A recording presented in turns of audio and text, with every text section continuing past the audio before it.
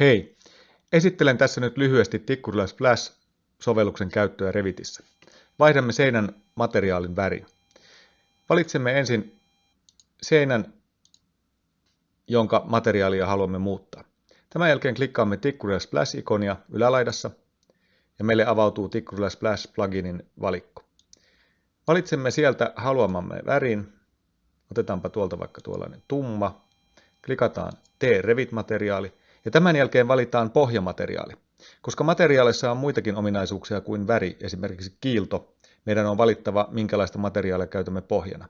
Otamme materiaalin Default, joka on siis oletusmateriaali, ja tämän jälkeen ohjelma painaessamme OK asettaa uudelle värille valitsemamme värin. Eli toiminta on siis sellainen, että se kopioi materiaalin ja sitten asettaa meille uuden värin. Eli mitään ei häviä Revitissä, kaikki entiset materiaalit pysyvät sellaisenaan. Kokeillaanpa vielä kerran. Otetaan tuosta tuo vihreä väri, tämän jälkeen klikataan Tee Revit-materiaali ja edelleen annetaan olla tuo default tuolla. Painetaan OK ja väri vaihtuu. Jos nyt menemme katsomaan seinän asetuksia, klikkaamme tuosta Edit Type, Structure-kohdassa Edit ja valitsemme sieltä seinän uloimman kerroksen materiaalin, näemme, että tuolla on tuo väri. Ja tänne on nyt sitten tullut lista meidän klikkailemista materiaaleista.